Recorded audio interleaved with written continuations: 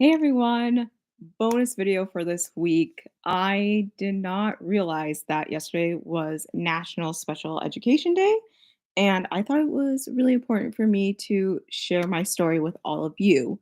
So, hey, if you're new here, my name's Teresa. I do videos on whatever I want because I don't like putting myself in a box. Yeah, you get a lot of videos of me now in my pajamas because it's cold, and I'm actually downstairs right now in my family room, and the lighting is not that great. So I apologize for that. So yesterday was special education day, and a lot of you that don't know me personally don't know that I actually have dyscalculia. So here's my story. When I was in first grade, I was diagnosed with dyscalculia and a reading comprehension disability. Now, the reading comprehension got a whole lot better as the years went by, but the dyscalculia really stayed around. So, for those who don't know, dyscalculia is a disability in math, and specifically, it's the disability to understand and comprehend like math equations, um, can't really understand like quantity. It took me a really long time to understand quantity, in fact. Um, and just really basic math things. So in first grade, I got tested and I got put on an IEP, which is an individualized education plan. And I've had it ever since. So, growing up, I was pulled out of class to do my own math. Luckily, when I went and got pulled out of class for the reading comprehension stuff, I was being pulled out of reading class along with phonics class. Yeah, that tells you how old I am because I went to school when phonics was still like a subject in school. And I was pulled out with at least 2 to 3 other kids, so that wasn't so bad. I apologize for this clock. I'm downstairs and it chimes every 15 minutes. Um, so yeah, I apologize. So, sorry about the clock. But when it came time for math class, I was always the only one being pulled out of math class to do my own kind of math, and it became very obvious to me that it was definitely like a dumbed down version of math. I never did the same math that my peers were doing in class. So a lot of internal things were happening to me at this time. Nobody ever explained to me what was happening to me.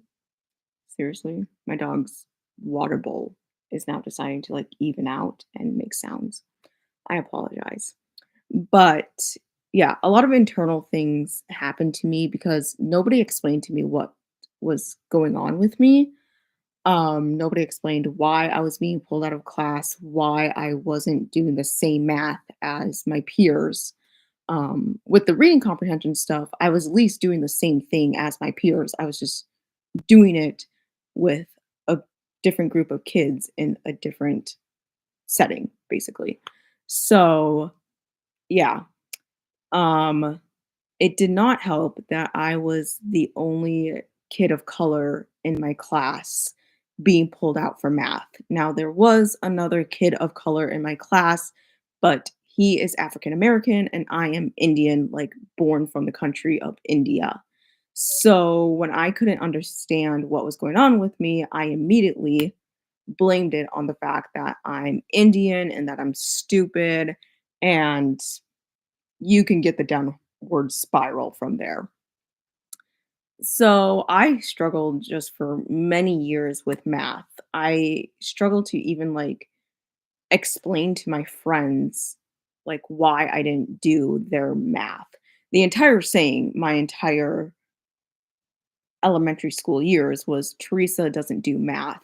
And while I wish that was true and that I just straight up don't do math, that wasn't true. I didn't do their math. It wasn't until like fourth or fifth grade that I started correcting them and being like, I do math. It's just not your guys' math. So it was really hard for me to communicate that to my friends because I didn't necessarily care if they knew, and I didn't care that they were asking questions, but it's like, how do you tell people that? Because it was obvious, they all picked up on the fact that, oh, they're doing math. Okay, this is when Teresa goes away and doesn't come back until we're done with math class. Like it was pretty obvious to them, and they were just curious. Um, I remember doing touch points to, like, do adding, and one of my friends in 4th grade was like, "Why do you?" And she took my pencil and started, like, doing the dots, not correctly, obviously, but she was showing me, like, "Why do you do this with your paper to add things?" And I'm like, "That's just how I have to do it." Um, so yeah, it definitely felt weird, I feel like, later on in life in elementary school being, like, the only one that had a, like, number line on their desk because the other kids didn't have that. So, it kinda made it obvious now looking back of, like, who was the special education kids. So, yeah. I will say that I had a really good tutor, I think I was in, like, 5th grade that did really well with me. She actually was my neighbor way back in the day and apparently ended up working for like the special education stuff in town. And I was obsessed with an American Girl in 5th grade. Like I assume most 5th grade girls of my age, early 2000s were. And so one thing I've always struggled with is like money and counting out money. And so what she would do was bring in an American Girl catalog and ask questions of like, if we were to get this and this, and she came up with a scenario, like how much would that cost? And it really helped me a lot to understand like money. Um, so yeah, growing up, a lot of people said you can't blame your disability for everything. Now I get it, we were kids. However, it is a disability that is under ADA, which is Disability Americans with Disabilities. I totally forgot what it actually stands for, but it's under ADA, Americans with Disabilities Association, I think is what it is now. But it's a legitimate thing. The thing is, kids did not understand that it wasn't just my ability to do math in math class, it actually affects me outside of school. So, some ways that it affects me is I am a very musical person. I still can't for the life of me like count music. I can kind of figure it out, but I never liked having to like write down the counts in sheet music because that's just not how I learn music. I'm very auditory first and foremost. And so for me I have to like hear it and then like play it back. I did like I got basically tutoring in like 8th grade to really improve like my ability to read music and whatever, and my teacher found out very quickly that like my brain worked in patterns. So that's why she did amazing. Shout out to Nicole. But she figured out like taking a certain section, playing it over and over again, and then connecting it with like another section, playing it over and over again, and then trying to do both of them at the same time, like really worked. So I really struggled with music as a kid. Like I said, I'm very music oriented. Um, it didn't help that I had a 5th grade teacher literally throw music at me and said, "Here, play this," and never actually taught us anything related to music theory. So, yeah, I really struggled in that way. Same thing kind of when it comes to dance. I grew up a dancer and I can't for the life of me understand why with dance we count for 5, 6, 7, 8. Like that's all the numbers we use. When I know because I know how to read music that that's not how like music works. Music does not work in 5, 6, 7, 8 counts. You have to look at time signatures and how many beats are in a measure. And so, yeah, I don't count out my music whatsoever when in dance. But the biggest way it affects me as an adult is I do not understand directions whatsoever. Not like a series of like tasks and like how to do it, but like literally getting to point A to point B. So tomorrow I have an appointment out of town. It's 2 hours away, and I can't drive myself because I literally cannot comprehend directions. Um, and yeah, I'm 25 years old. I've been driving for a really like long time now, and I just still can't like drive myself places out of town. I've gotten a lot better about like in town things, and I've learned that like Main Street is like the center of the town and like how the numberings work. I've It took me a long time to understand that streets go this way and avenues go this way, but I got there eventually. So yeah, like I can't. There was one time in middle school, I think, where my mom told me after school to literally walk down the street to this one store, and she explained to me like how to get there, and you literally just like walk down this one street. Yeah, I ended up on like a different side of town. Like it's bad, you guys, but it just comes with a disability. Um, so yeah, I can't do directions. I'm so happy I'm not at my old job anymore because I would have to cover for a site in another town that was 45 minutes away. And it wasn't so much like getting to the town. Like getting into the town was completely fine. It was the fact that we had to literally go to people's houses, and I can't even find houses in this town that I've lived in for 23 years of my life, let alone learn to navigate another town. So that is probably the biggest way my disability affects me as an adult. Um, but there's also bonuses or superpowers that come with having dyscalculia. Uh, and I before I get into that, I do want to say that growing up, my mother really did put into my brain that because I have dyscalculia, that I'll never be successful in jobs that have a lot of math involved in them. Funny thing is, I became a business major, and in order to be a business major, you have to take a lot of accounting classes. Were my grades good in accounting? No, but I passed every single one of my accounting classes with a C, and C's get degrees, okay? And you know what? That was really good for me. Um, and the thing is, I actually am an assistant bookkeeper. That's what I do right now for a living.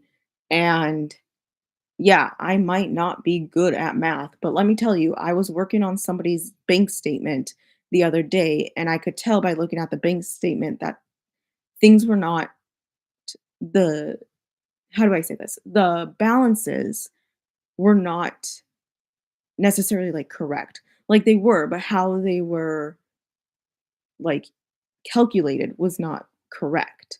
Usually bank statements are really straightforward. You can tell what's a credit, what's a debit, and you can see like the balance, like actually balancing out. This one did, but it was just different.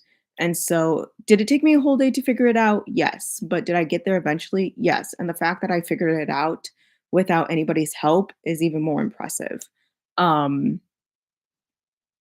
yeah, like I figured out very quickly, like the balances just were not correct. And so I figured that out really quickly. Figuring out what exactly the calculations were was obviously the thing that took the longest. So, yeah, now some superpowers that come with dyscalculia. I'm really good at name to face recognition, which I realize a lot of people aren't good at. But I'm really good at face to name recognition. A lot of times if I call somebody by the wrong name, it's just because I, like, glanced at them and my brain just didn't have time to compute, like, who that actually was. But, I mean, that kinda happens to everybody. Something else I'm really, really good at is I'm really creative, and I'm really creative in the sense of the performing arts. You guys who watch me know, like, my passion is theater. It's always been theater. To go along with that, it's also storytelling. I have a deep passion for storytelling because not only am I good with theater and acting, I'm also really good with like doing lyrical dancing where you have to tell a story and use emotions to tell the story. So they go kind of hand in hand. Um, to go along with that, a lot of people who actually have dyscalculia are not actually good at memorizing. So it was really interesting. I looked up once just certain things about dyscalculia, and it actually said that people with dyscalculia struggle with dance because memorizing a sequence of movements is hard for them. Yeah, not me. I started dance when I was 3, and I've always been able to really quickly pick up choreography. Can't, for the life count out the like counts for it, but I can pick up on choreography really quickly. Um, Also, they say people with dyscalculia struggle with memorization. I have always been very, very quick on learning my lines for productions. I, at one point, actually had all of my lines memorized above all the juniors and seniors in a production. So, yeah. And then I think the biggest thing that is like my superpower is I'm really, really good at writing. And I didn't realize this l- like until college because I did not really realize how well I was doing on these papers. Um, so yeah, I'm really good at that. And then a bonus one is because of dyscalculia, I am better at seeing the bigger picture of things. Plus, because of dyscalculia, I'm also able to like um emphasize like better. So yeah. So I'm gonna let this chime because again, 15 minutes. It's just gonna chime.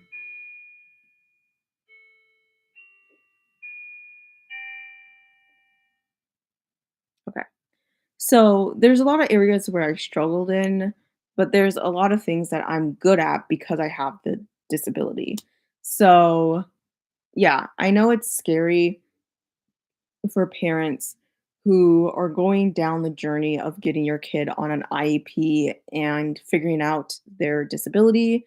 But there's a lot of good things that come with it as well. I know my old job, I worked with families who, you know, were starting to get their kids on an IEP. And it is scary because when you hear the word special education, you are thinking of a classroom of physically disabled people, but that's not always the case. Yeah, it's not always the case. Sometimes, but not always. And so it's just a whole world of unknowns. I will say that my mom and I really, really struggled with doing homework. Like, it was hell to do homework as a kid, and I'm not making that up, and I think this comes with having the disability. So please let me know if you have dyscalculia, did you really fight with your parents on homework? Like, it's normal for kids to fight while doing homework, but I was really persistent in it, and it was just really, really hard. And I think it made it harder that my parents are educators, and my mom has always been somebody to just naturally get straight A's. And so it was really hard for her, I feel like, to learn how to manage me, I guess, manage me and work with me. My dad was a hell a lot patient than my mom. Like, I never fought with my dad while doing homework, but I was always constantly forced to work with my mom, and I don't really know why. I think it's just the gender stupid crap of like dad is a boy, so he's going to deal with the boy of the family. Mom's a girl, so she's going to deal with the girls of the family. So, yeah. Um Despite a lot of the downfalls of having a disability, there's a lot of good things, like I said. And my biggest advice for any parent going through all of this stuff and explaining to your child what's going on, please explain to your child, but don't just say, oh, it's because you learn differently. Because eventually we all learn that everybody learns differently. It's just kids with disabilities, and specifically with like dyscalculia and even who are dyslexic, it's just our brains are wired differently. Therefore, we need extra help. So you can say, I would say, absolutely tell them that they learn differently, but add on, it's because your brain is wired differently, and you just have to have a little help in certain subjects. Um, but never tell them that they're not going to be successful in a career that is heavily having to do with numbers. I mean, I don't go into being a cashier for a reason because I know like I struggled with change. I remember working at Starbucks for a hot minute and I was trying to figure out change and I was pretty sure I was correct in the change I was giving this customer. And she looked at me like, WTF, this isn't correct. And it's like, I can't like do that. So yeah, it's all okay, you guys. And please, if you have your kid on an IEP, keep them on an IEP because the thing is, with disabilities, you do not just grow out of your disability. You learn to cope with it. It's not something that's curable. So please, parents, please understand like it's not a curable thing. It's just part of who they are. And so please keep them on an IEP because you don't know this now, but as an adult, because I kept my IEP throughout all of these years when really I probably could have gotten off of it in like freshman year of high school, because I kept it all throughout high school, I actually qualify for government services under vocational rehabilitation, which is helping people with all kinds of disabilities find jobs. So not only will they help you find a job, but they can also help pay for some expenses. Like if I have to have certain clothes, they can help pay for those clothes. Now, because I've gone through a weight loss journey and I'm having to buy a bunch of new clothes because I've lost 56 pounds, I'm not using that money to you know, do that. But um, obviously, if I needed money to like buy clothes, they would do that. If I needed in college money to like buy a laptop, they would do that. My friend had something where she needed to like record the lectures or whatever. So they got her this like special pen that she could like record the lectures with and whatever. My friend actually also, because she was out of college for so long, her IEP, which transfers into a W 2, not a, is it a W 2? Or no, it's 504. Oh my gosh, W-2, I'm thinking business. Transfers into a 504 plan after college. That government program literally paid for her to go get reevaluated, and they drove her to the town that's 2 hours away to get this evaluation. So, please don't just, like, get your kid off of an IEP. I know it's a struggle, you guys. I hear everybody's complaints about the special education program nowadays, but please, for the sake of your own kids, like, keep them on it because you'd rather have your kid on it and need it than not be on it and really desperately, like, need it. Um, I will say, like, I was a very rare case when it came to all of this stuff because a lot of kids with dyscalculia and who are even in, like, special education, they really, struggle with, like, time management, telling time. As adults, they can struggle to make their own appointments. Um, and I honestly don't actually know, like, why, but I guess maybe because it's a time thing. Excuse me.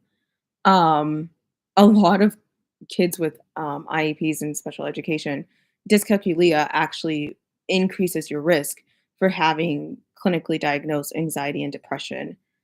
I don't have that, and I also have, like, 2 other things that increase my risk for anxiety and depression, which would be my precocious puberty that I went through as a child and, some childhood abuse as well, and so, yeah, I was a pretty rare case. My tutor never had to get on me in high school about getting things done because I always just got things done.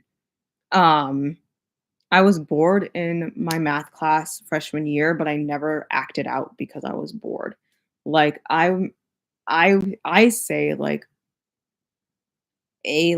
to a degree, like, I am a fucking miracle, and I also say I'm just a rare case because you don't see kids with disabilities that are that self-disciplined and hold themselves accountable. And I will say getting your kids into like music or any extracurricular activity that helps them be held to a high standard really helps. I really fully believe that music saved me because I learned that if I want to do certain things, like, I need to be held accountable because my director drilled into my brain the saying, "Early is on time is late."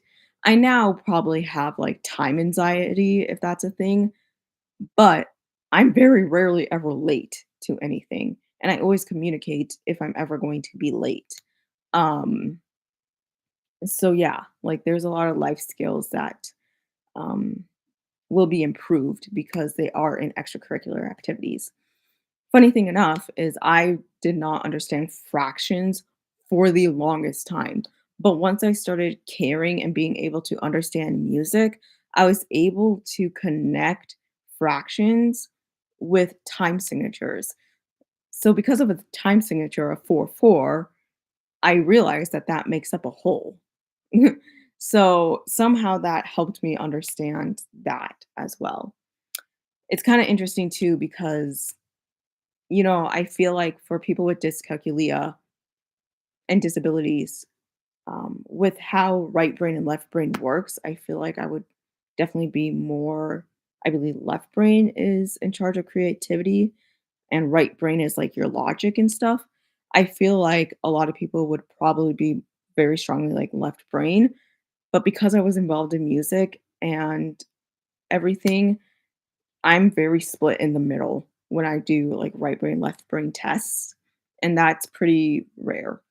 Um, so yeah, there was something else I was gonna say. Oh, it helped me become accountable because I knew, for grades, I couldn't do a show if I had grades lower than a C, and my friend, who had a disability as well, got a grade that was lower than a C and straight up couldn't do one of the productions. So, because I had these other circumstances, not circumstances, but things to like hold me accountable and just help with other skills in life, it really did help me. So, I just want you all to know like you're not alone. Kids, or young adults, if you're watching this and you've been on an IEP, you have your diagnosis, please know like it is valid and it's a legitimate thing just about you. Um, there's separate videos I can make about like your disability in the workplace because unfortunately we're not really educated on workplace stuff as far as having a disability. And so, yeah, just know there are resources out there for you. You're not dumb. It's just our brains are wired differently and we need a little extra help. And yeah, um, yeah. So that's it, you guys. If you watch this entire thing, thank you so much. This is a very personal subject for me. Um, like I said, I just feel like for me it's just different because again, being adopted and being adopted into a interracial adoption, having parents that are both white, it was just so easy for me to blame the fact that I was adopted from India and that's why I'm stupid. Little did I know my sister was adopted from India and did not have an IEP or disability. So just know there's resources out there, you guys. It is a lot of educating yourself. So I probably will start a series of just like things that you should know as somebody that has a disability, especially as somebody that does not have a physical disability. I had a situation with work that in order to get accommodations for things, like you had to provide like medical documentation. And the thing is, like dyscalculia is not a medically diagnosed thing. So I can do whole separate videos on that if you guys want me to. I love you guys so much. Just know everything's going to be okay. It's not curable, but you find ways to cope with it. And eventually you just learn to cope with it and you almost barely even realize that you have the disability. So if you guys like this video, be sure to give it a thumbs up, hit subscribe down below, hit the bell for notifications. I post every single weekend, and I'll talk to you all later. Bye.